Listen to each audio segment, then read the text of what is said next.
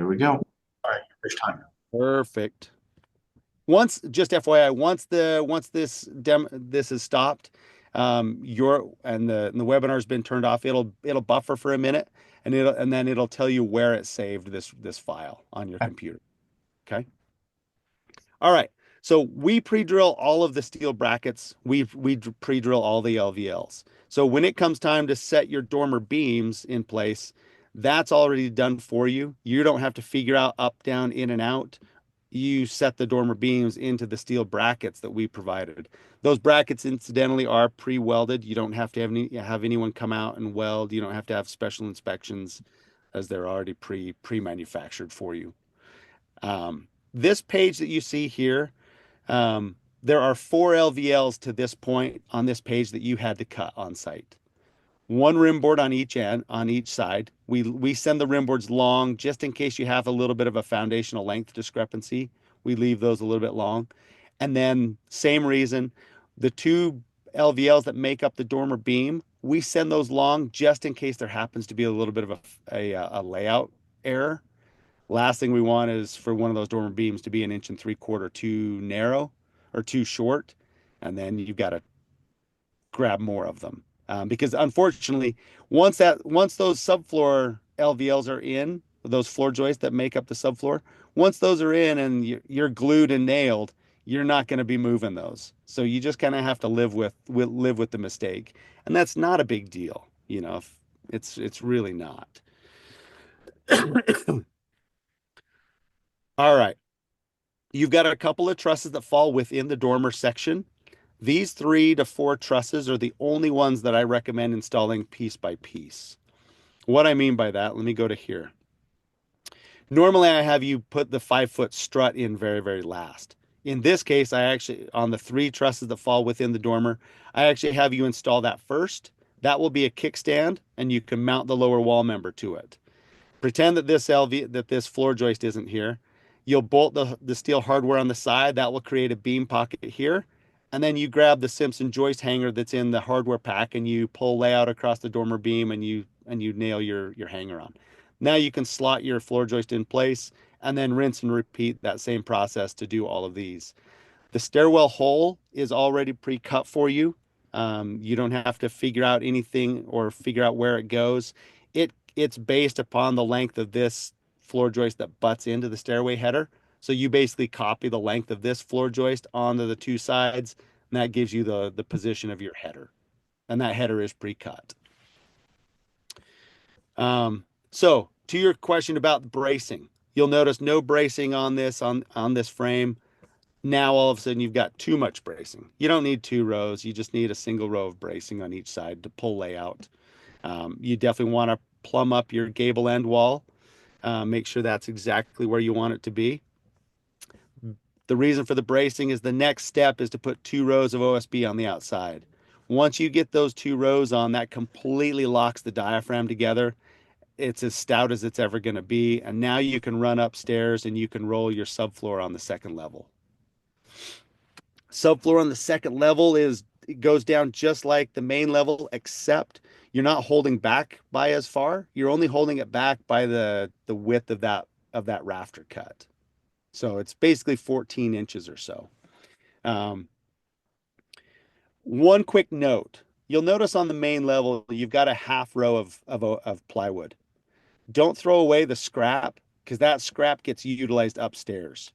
The caveat here is if you have a scrap with the tongue left over, you want to make sure that you're going to be able to use the tongue and not need a groove, if that makes sense. Yep. So last thing I want is for you to have to solid block in between in order to use that scrap. So just be cognizant of that. Um, One quick tip: here's where your stairwell access hole is. Sheet right across that hole. Don't cut that hole out. While you're standing these upper trusses, it's a total nightmare to be walking around that hole. I had 2 guys on 2 different jobs fall through their hole one in the same year until I started mentioning don't cut the hole out. It's just so much safer and faster. So once you've got I have you build the back half of the house or the bedroom end of the house first. because these big vaulted trusses are just that. They're big. They're 30 foot 6 in length on each rafter. Each rafter weighs 200 pounds. Um, do you typically frame with a telehandler on site? Yes. Okay. My personal recommendation is to use a telehandler to set these trusses. These I still have you set. I still have you assemble them in exactly the same manner as all of the other trusses. The difference being they're 30 feet long. They're just really big. Once they're assembled, I actually just like to hook them, just pick them right off of that attic joist with the forks, and then you can fly them in place. That way, no one has to get up, no one has to rig them, and more importantly, no one has to unrig the trusses. You can just back the forklift right out and be on your way. So set them one at a time, brace them one at a time. These I don't give the guarantee. If you don't brace them, I guarantee it's an opposite guarantee. I guarantee they'll fall down. So make sure you brace them along the way. Usually just a single 2x running down the top, running down the attic joist right in the middle works really, really well. Um, that's my preferred method for sure. The quick question, Ryan. Yeah. With the assembly of these bigger trusses, say you don't have a really nice flat area to do it. What are the best options to So assemble these? couple of that's actually a really good question. Let me go back to this. So in this case, we didn't really have enough room to assemble these trusses down here on this area because of all the spot footings that were there. So they were actually assembled on the subfloor and then slid off of the subfloor. And that's why they're kind of leaning up against the foundation wall there. Yep. Um, but you can I people have set them from the side of the house with a telehandler. That I've done that. That works equally well. I do prefer to be able to park the telehandler right at the very end of the house.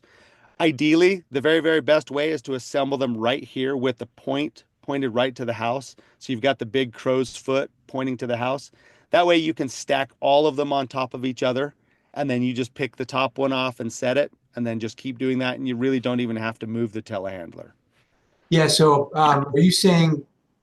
I think just a moment ago you said assemble each truss separately, but what you just said now sounds like assemble them all at the same time, stack them on top of each other, in the order that you're going to take them off.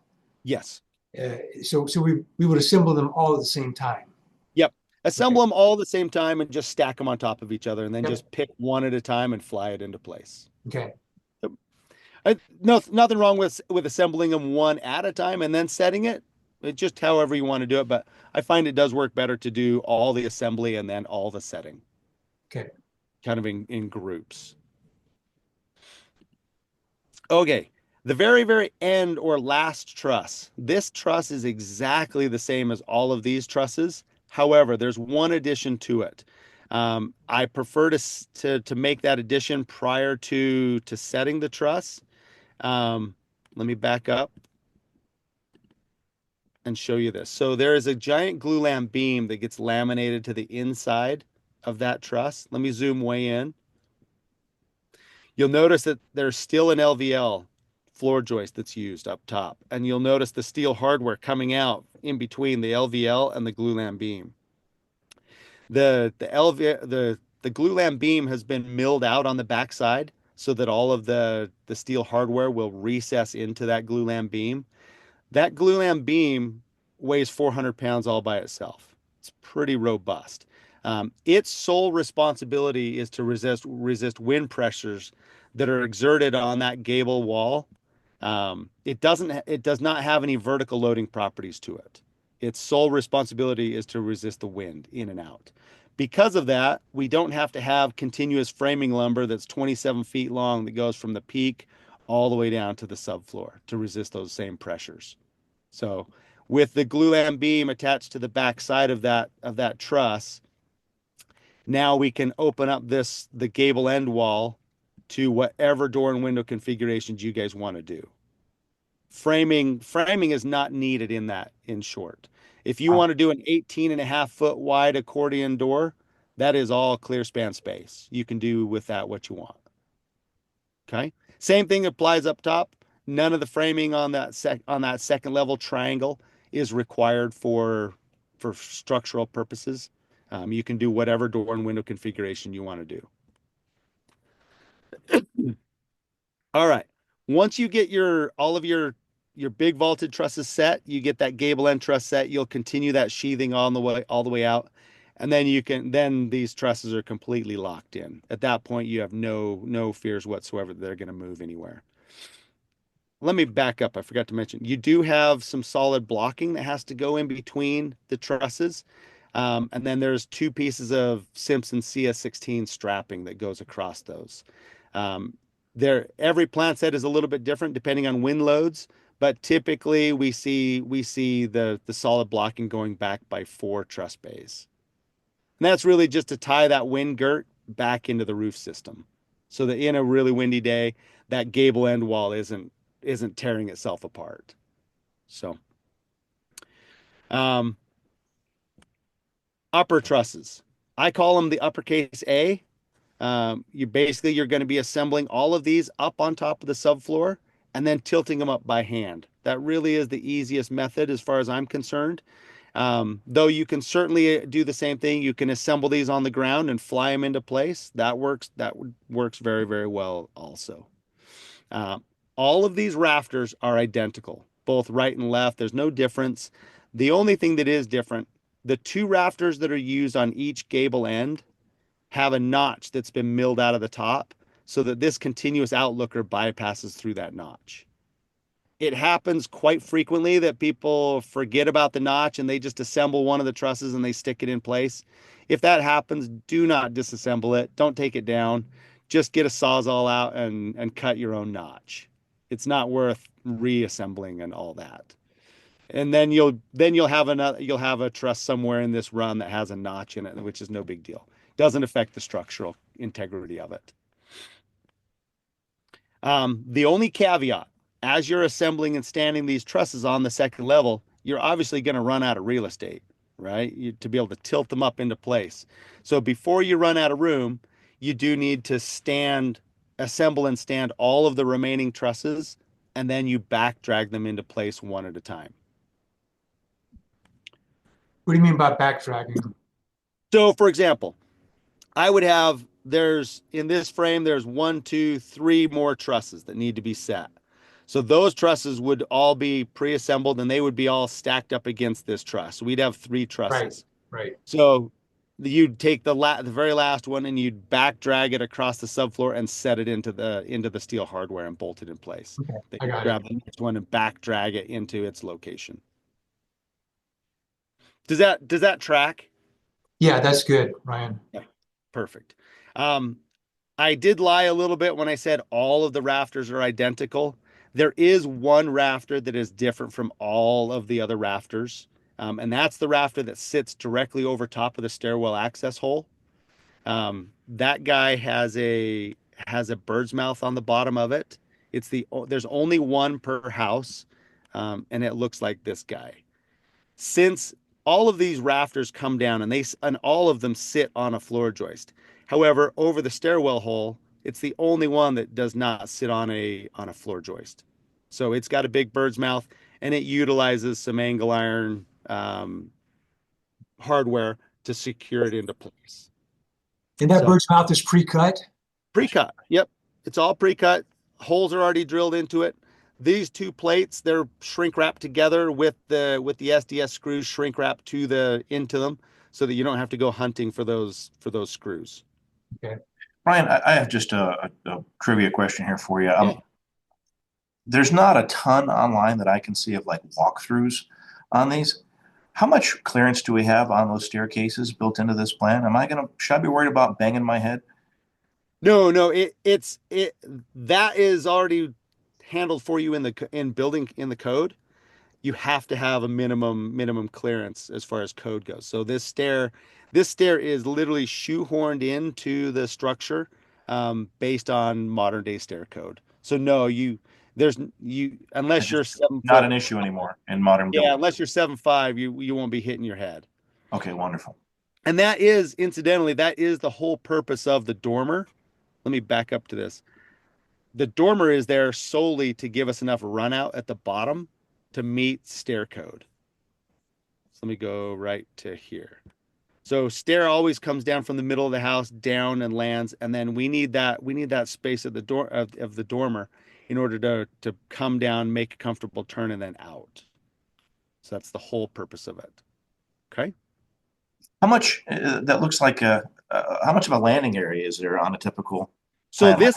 that dormer is 4 feet in depth. So you've got about 5 feet of space at the bottom of the. So that's Well, I think standard on a Trio about 150. Like when I'm looking at the floor plans of the basement area, I don't see that in it. Oh, I see. That. Okay, much better. Thank you. So here's the kicker with the basement. On the main level, you have basically 22 and a half feet from inside of stem wall to inside of stem wall. In the basement, after you're furred out and you got drywall on, you've got basically 28 feet of clear span space from out to out after you've framed it. So the basement is much, much wider than the main level. So If that do you have a picture like this of so here you've got the dormer, I get that. What does the other side look for the basement? Do you move the stairwell back? How do you get clearance? Because you're looking into a rock wall. Well, so stairwell into the basement will be directly underneath your main level staircase, so that you don't waste any valuable square footage, right? Right, but there's no dormer in the basement is what I'm having a hard time with. No, the only reason we need the dormer is one thing you have to realize is that dormer is there so that we have a vertical wall, so we can bring a vertical wall directly over the foundation wall. In the basement, we've got instead of the walls stopping right here, the basement walls go all the way to the outside. Oh, there we go. Okay, I understand now. It's a little bit tricky to wrap your brain around the whole A-frame. I get it now. Concept. So one other question. I can't remember the name of the truss, but we're planning on one of the walls running a dormer down it. One of the slanted walls. So, and I noticed that it's like truss 2 or something you've got for that. Does that effectively add 2 or 3 feet to the that area wherever that truss is used? Let me go back to this and just make sure I understand what you're asking. Okay, so if we're sitting right, are you talking about these trusses that fall within the dormer section? I'm talking about the main floor, so that like the kitchen wall, back to the master, is a vertical wall. I can't remember which truss I saw on the plan for that, but I'm guessing that would mean that you've got a stronger truss because you don't have the little stem guy anymore. But does that, aside from making the wall vertical, doesn't that add 2 or 3 feet? You know what I'm saying? So, yeah, I think so. So in this particular instance, most of our kitchens sit right here. Right. So imagine right there, if that wall has a dormer on it, it's vertical higher. It's still sitting on the foundation. So those little, I can't remember what those support beams that you're right near, those aren't there. So are we adding 2 or 3 feet to the floor space? Yeah. So this dormer on this side, which is utilized for the staircase, if you were to put a dormer on the opposite side, right, to put the kitchen into, yes, you're now picking up basically 4 feet of width. Perfect. Thank you. That's the exact question. Yeah. Yep. Well, I shouldn't say 4. With by the time you frame the wall on top, you're picking up 3.5 feet. Yeah. Yep. And you have an 8-foot vertical wall on directly over the foundation wall. Perfect. That's correct. Incidentally, adding a dormer directly opposite the primary dormer is by far the cheapest way to do that, because we already have that doubled up truss that's required to be able to do a dormer. The next, let me just kind of point it out. The next cheapest place to put a dormer would be on either side, on the opposite side, but offset by 8 feet. So if you've got a dormer here, a lot of people have put a dormer on the opposite side of the house, but offset by 8 feet. That way we can share the doubled up truss here, and we only have to add another truss, say in this bay, to be able to do that dormer. Does that make sense? Um, yeah, I've got a I think couple, I did I don't think I did a homeowner. very good job of explaining that. No, you did. I've got you So, saved me some time here in our planning if I can ask you a couple questions about that. yeah, Um, we were thinking that that kitchen area absolutely needs to be dormered for us to have the cabinet space that we want. And okay. and I originally was thinking we'd run from the kitchen all the way back to the master so that just all the advantages of a flat wall on that side. Is that prohibitive? So we cannot go the widest we can. What are your snow loads? Do you know what your roof snow loads are? No, I'm sorry. I don't know the exact figure. Every time we do trusses, it depends on where we're building it in the valley. Right, right. Do you know, are you over 100 pounds of snow? I think so. Snow I load? looked it up one time, and I could be wrong on how I looked it up. I think it was like 115, 130. Yeah. Okay. So we're engineered to 100 pounds snow load. So if as long as you're within that range, then you can put dormers kind of anywhere you want to put them. However, we can't make a dormer like 12 feet wide because it overloads that dormer beam. Okay, Um, so you can't run a dormer down the whole side of the house. Not exactly. You can, but there's a couple of limitations. So let me help you understand those. Let's say you wanted to put another dormer right here, another 8 foot wide dormer right here. There's no way to remove this center truss. So you're going to have a leg that comes down there.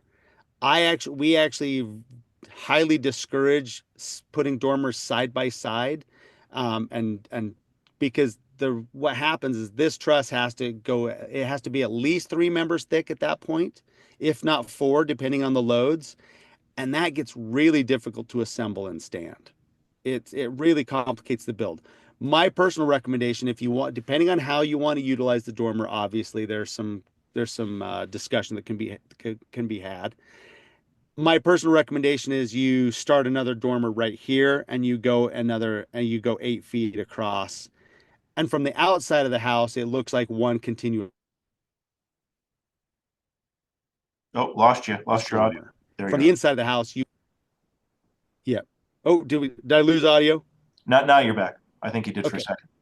So ideally, if you're going to stack dormers side by side, I always like to have a 2 foot gap in between them because it makes the build process so much easier. Okay, that's really Um, helpful for me. Thank you.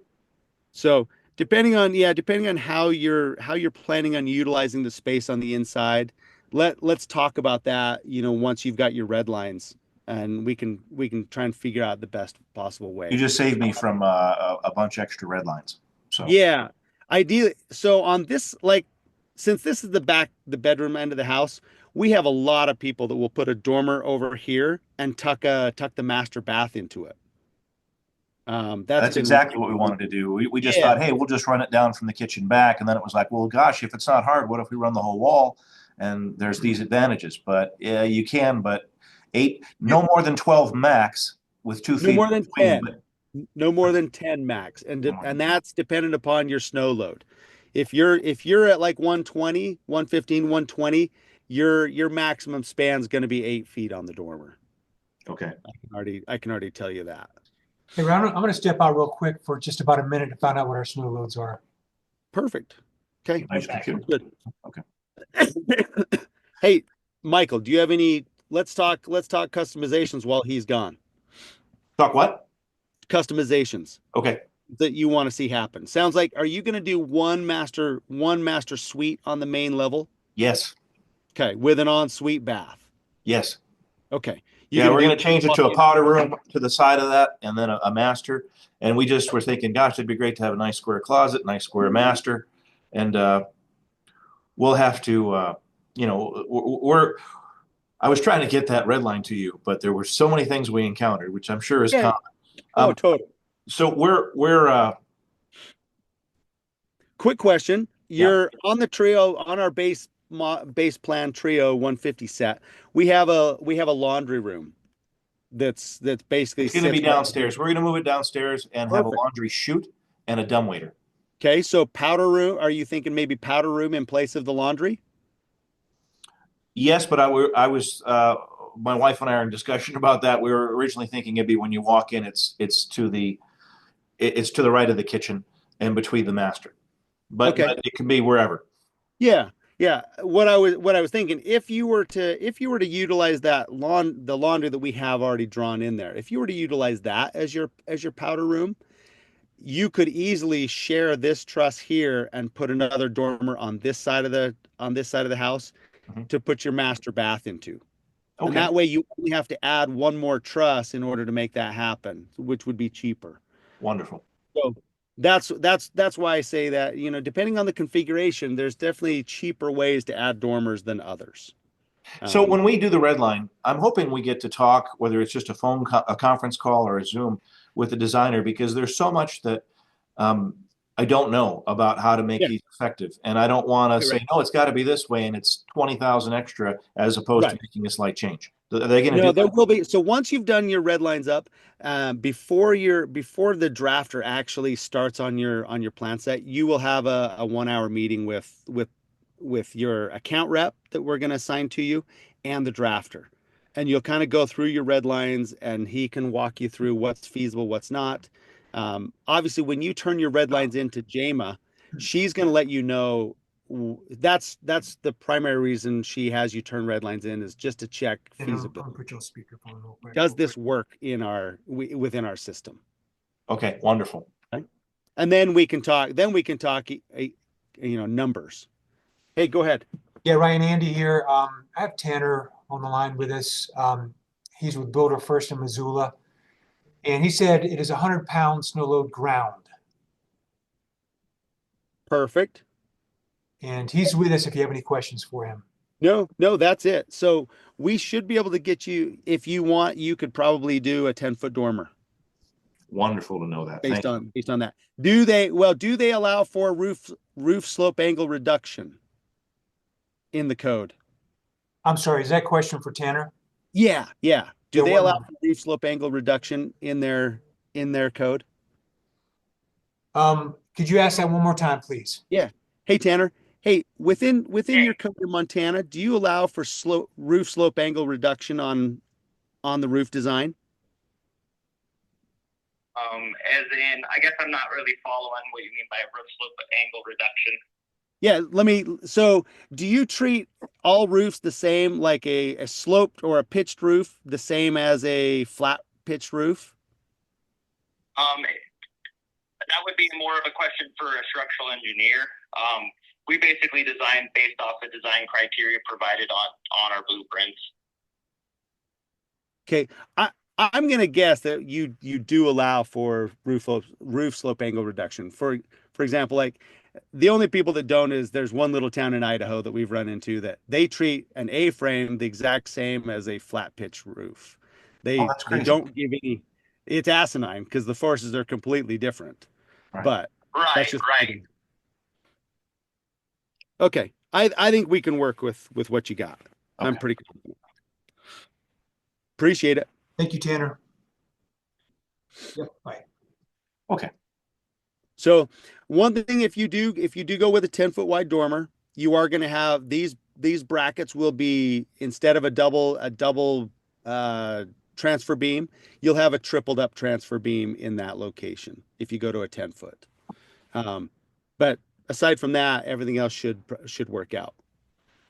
So just know that's a possibility. And especially if you're going to plan on putting your kitchen into a dormer, I would go with 10-foot dormers. Absolutely. Yeah. It makes a big difference. So, Yeah. It's all the cabinets are there then. I can put in a nice window and it just, yeah. Yep. Okay. All right. And that peak area, that loft, that's like 6'8" at the peak. Like it's not a ton of headspace, obviously. And the floor is 7 feet wide. Is that correct? You're 8 feet.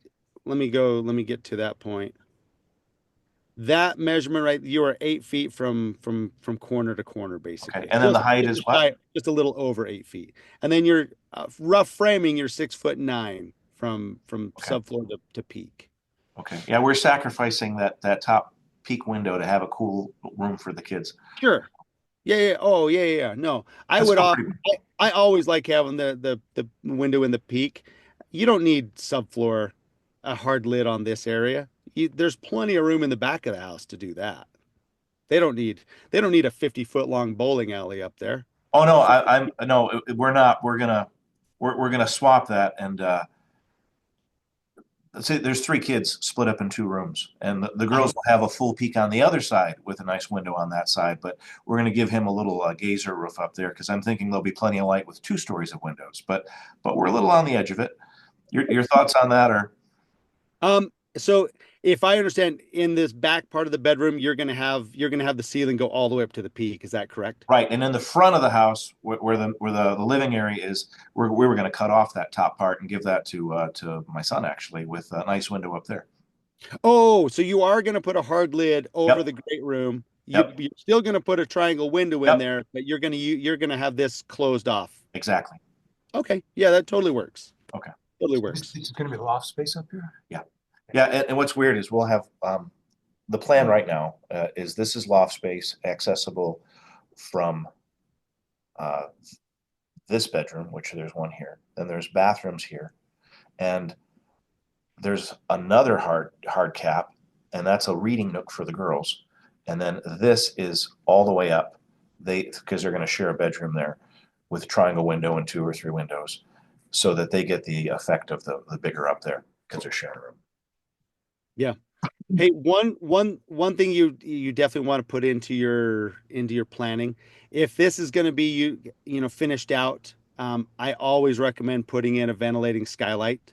That's exactly why I asked you about the 60 degrees, because all the ventilating skylights that I saw were Velux, and they said can't put it more than 60. And I'm like, well, that seems like Oh no, they go to 85. Velux Oh, goes wow. to 85 degrees. Okay.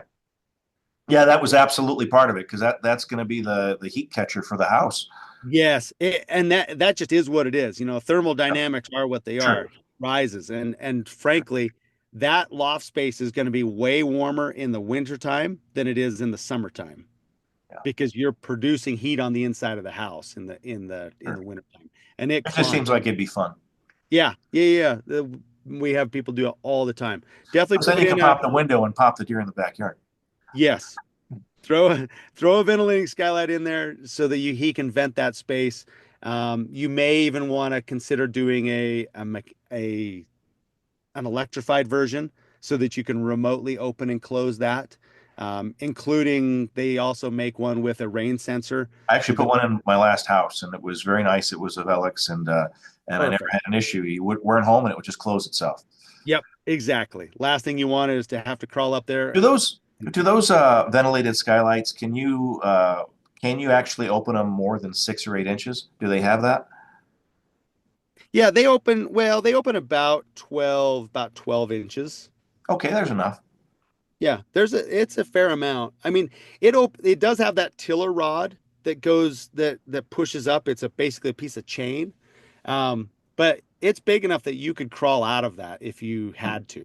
If you had flames nipping at your butt, you're going to be able to get out that window. That was part one, and part two was you could actually safely. I know it's crazy. Here we are in Montana. It's much better to shoot down towards a deer if you're not on the big hunt. You just want some meat for the freezer. You don't have to worry about shooting a neighbor because you're That's straight into awesome. the dirt. Yeah. You could easily use that as a sniper's perch. Yeah, Yes. I've taken so many deer where this house is going. That's why that's in my head. Yeah, no, I think that's a great shoot from indoors. I think that's a great option. 100%. Put that on the website. Yeah.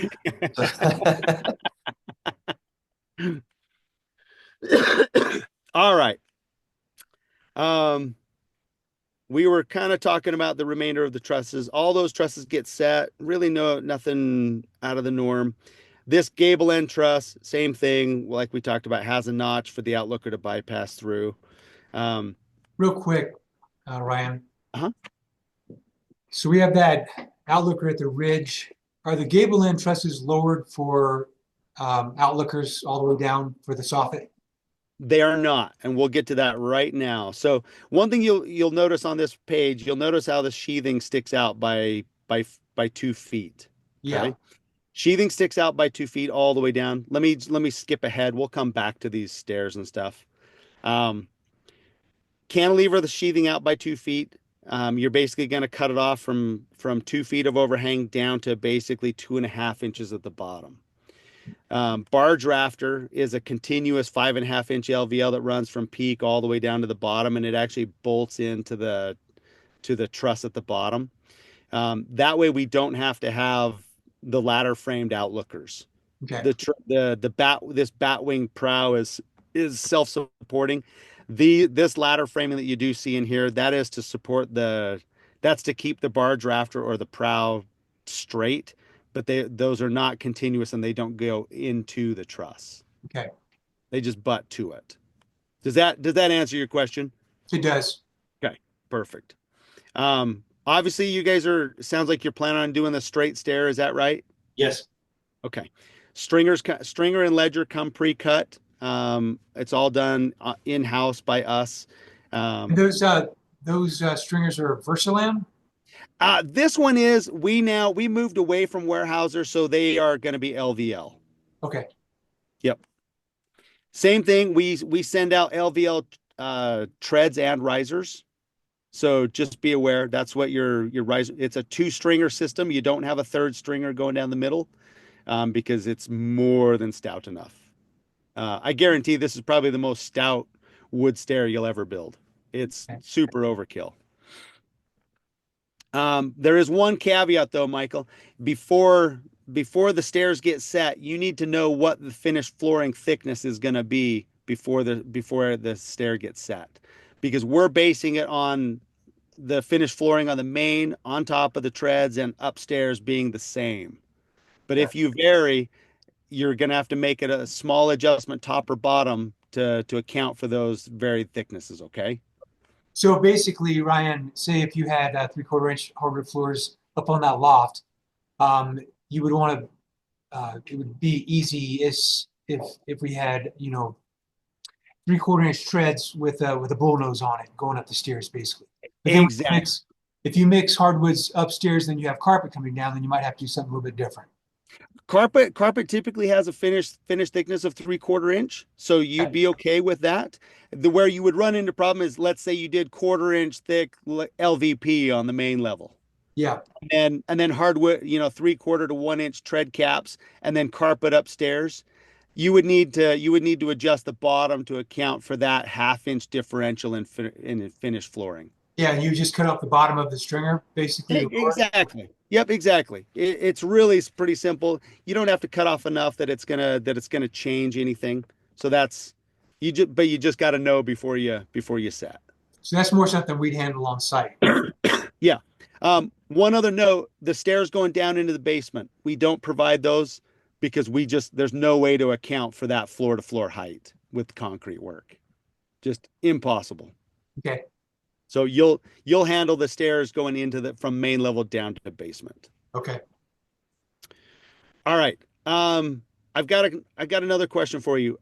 This dormer, is this going to be utilized as a primary entrance, Michael? Yes. Okay. So the Very likely the wide mudroom plan that you have, we're just debating. The wife is just chomping at the bit for that. Okay. It's a great option. It really, really is. I'm not even really going to go into the shed roof dormer then, because it doesn't sound like that's what well, what about the other side? If you do some If we do the back like we're talking, that'd be a shed roof. It would be a shed. Okay, so we will talk about it. All of the material that is sent for the shed roof dormers. All of this is just regular dimensional lumber. There's no secret sauce here. The one thing, we don't pre-cut any of this stuff. It's just easier for you to stick frame this like any other thing. You're going to stick frame the end wall. Top of wall is going to equal inside ceiling height.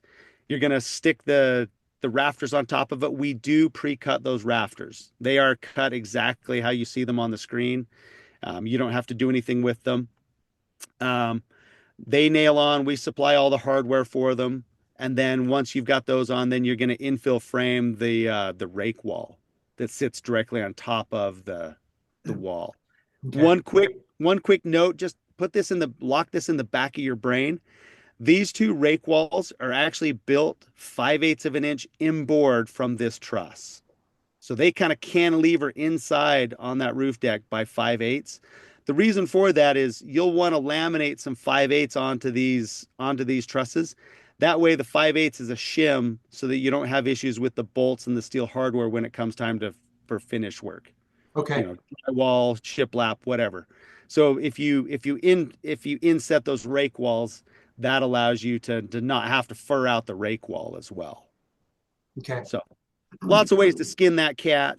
The same holds true when you set the stringer on the.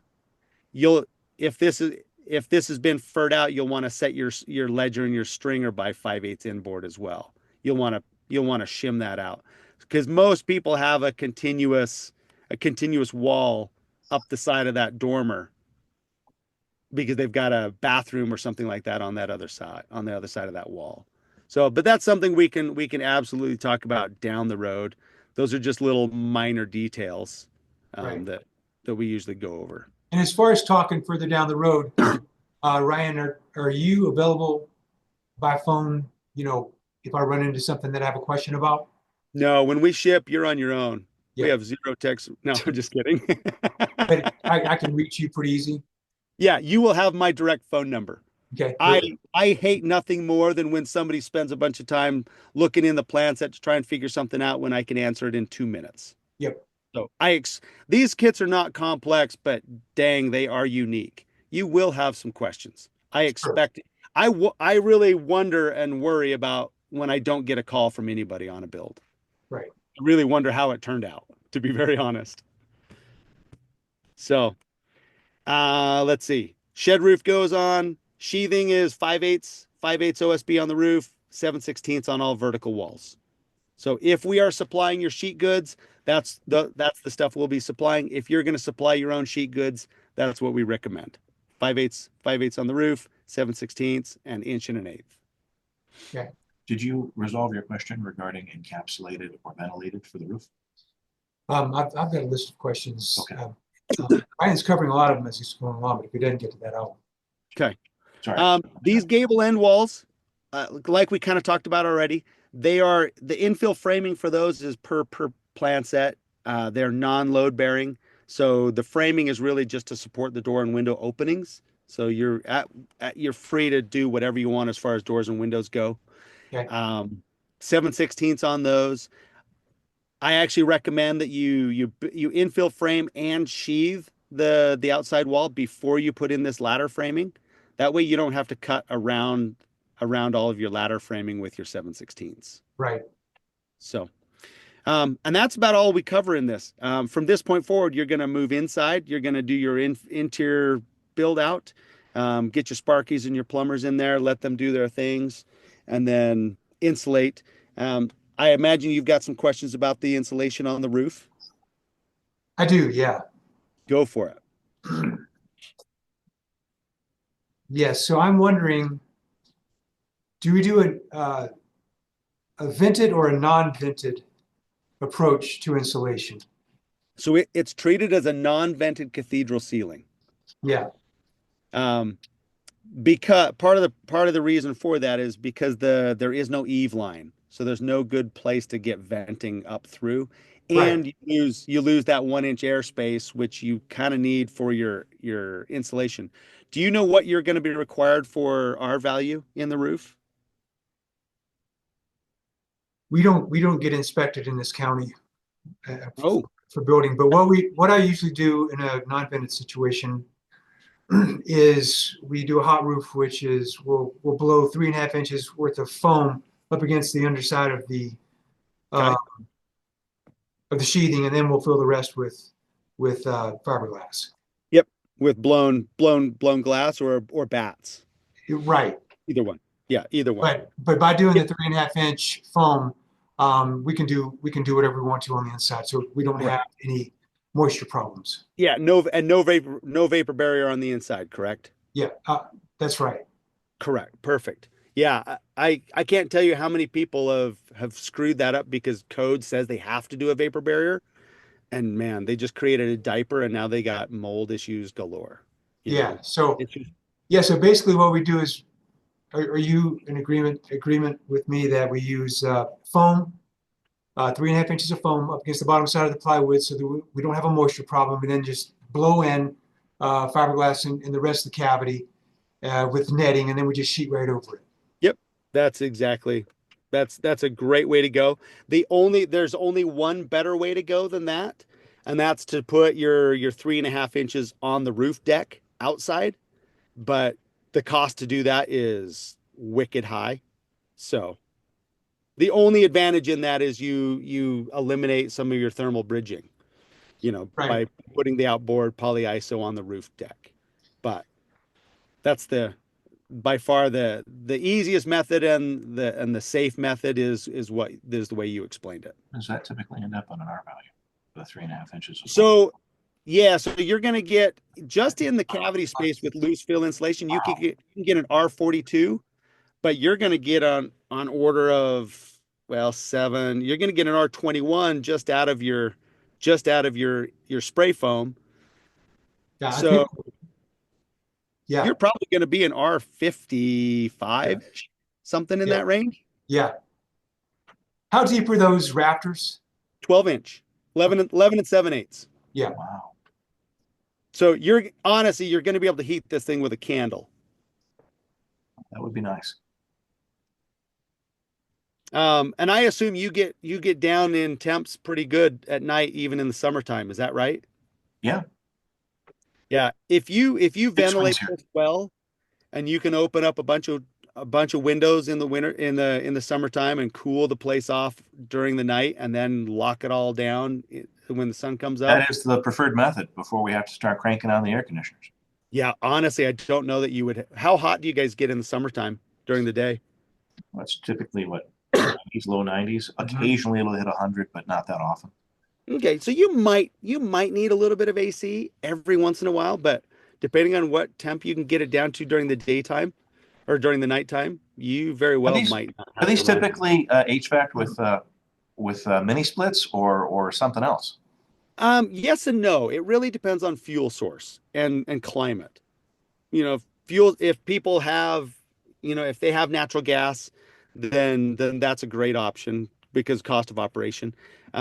Where you're at, where you get down well below zero, mini splits are less effective, when they drop down into those temps.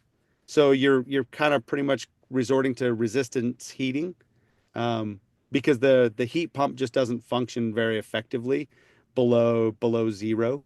Though they are getting much, much better. Well, yeah, I mean, we haven't thought it through, but I stuck those little cadet heaters, like 30, I think they're 3,600 watts on the walls in the bedrooms with their own thermostats. And we just love that. It's so easy, but that's not efficient compared to the other stuff. So yeah. Are you going to have propane, or are you we're going to have propane. Okay. So one thing you may want to look at is a hybrid dual fuel heat pump, a forced air hybrid heat. Since you've got a basement, you can do a mechanical room. You could do a hybrid system where it'll run on the heat pump system, and then when temps get too cold and you get down to the breaking point on efficiency, then it reverts over to the liquid propane. Okay, I didn't know there was such a thing. That could be an option for you. Those are really common here where we're at, because builders are getting tax credits from both the power and the gas company. So it's really affordable. However, tax credits might not be available in your area. So definitely something to look into, though. Okay.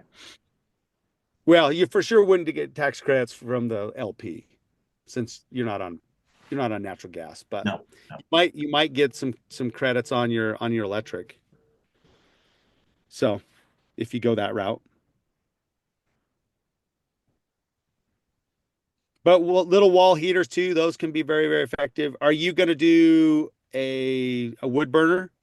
Yeah, we're probably going to do a wood stove off between the living room and the kitchen, and then I love those for a backup because we've experienced power outages and stuff so much. Yeah. Those they're really inexpensive. Those they're typically 30,000 BTU propane heaters with a piezoelectric start. I put one of those in the current house, and it's been a lifesaver. And I put that in the basement. They They don't burn a ton of propane, and they got the moisture built into it with the chemical reaction. And I keep a carbon monoxide monitor directly below it, and we've never had that thing go off. It's instant 30,000 BTU. I love them. So we thought we'd put one down there just sometimes to help take the chill out of the house and as a backup. Sure. If you haven't picked your wood burning stove yet, Haven't? my personal recommendation, if you care, Yeah, I do. is Blaze King. Like a blazing fire, a Blaze King. I wrote it down. And the size you would want would be the Princess. No bigger than a Princess. It will literally cook you out. Sweet. Those Again, backup would be Princesses, I've got a buddy in McCall, and they get cold. He gets 24 hours of burn time per stoking. Wow. They're amazing. They are amazing stoves. They're not cheap. You're going to be $3,600. Yeah, but they'll be there forever. So Yeah, it's well worth it. They're thermostatically controlled. They have a setting on them. You can go like low, medium, high. They're not powered. It's based on a thermoregulated spring. just like those heaters I was mentioning, the propane heaters, they have the same thing. There's a thermostat kicks on and off with well, I don't know what it's called, but yeah, Blaze King makes a phenomenal stove. that's awesome. So definitely take a look at those. Thanks for that tip. We will. Okay. Anything else, guys? Just a couple of questions. I noticed you guys list a couple of add-on areas like the roofing, the standing seam metal roof. Uh-huh. What would be the advantage of sourcing the metal roof through you guys? The only advantage in sourcing it from us is if you're the one, if a homeowner or a builder is doing it and they're not super adept at doing roofs, then it's an advantage for us to take care of that because we order all the parts that are needed. We know what goes into it. Whereas doing it locally, sometimes you don't know what you don't know. Right. But if you've got a good, competent roofer that does your standing seam, I always recommend going that route. Okay. So that's where my awesome sales pitch works in my favor. So yeah, do it locally if you've got a good roofer. If you don't have a good roofer that's going to do it, consider using ours. Okay. Yeah, I have a good roofer. Yeah, do it your way. Okay, excellent. Just out of curiosity, I noticed another add-on would be LP lap siding with MirTech trim. Why do you guys combine MirTech trim with LP lap siding? Why don't you use the LP? To be honest, I have had the MirTech trim is awesome. It's still the same type of product. It just, I feel like it has better water repellency characteristics to it. Like I have personally bought MirTech trim that has been sitting in a puddle at the lumberyard. Yeah. And it does not swell. It's amazing stuff. That's the only reason. Nothing wrong with LP trim. We like the MirTech better. Okay. Well, that's neat. That's good to know.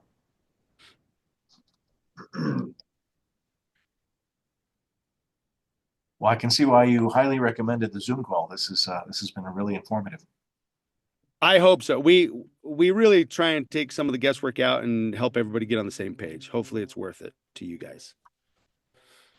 Yeah, it's great. Yeah, this is great, Ryan. So hopefully this video, I'll send you a copy. hopefully we got all this because this is really great, valuable information. And I have one that's pre-recorded as well. So if you need one, I can send you a link to that. It's posted Please on do. YouTube. Okay. Yeah, we can send that off. Yeah. More information's better than Yeah, and we've also got some assembly videos that we've been working on setting the stairs and doing the barge rafters, all that kind of stuff. We'll pass those along when timing is a little more prudent, so you're not having to dig through an email chain that's months and months old. Okay. That's great. And Ryan, when you send that link to Michael, would you mind to send your contact information, please? Yeah. Yep. Great. Wonderful. Great. This has been really helpful. Okay. Really nice presentation. Thank you. Absolutely. You guys have a great rest of your day, man. Okay, you too. Take it easy. Take care. Yep. That's impressive. I'm glad it was helpful for you.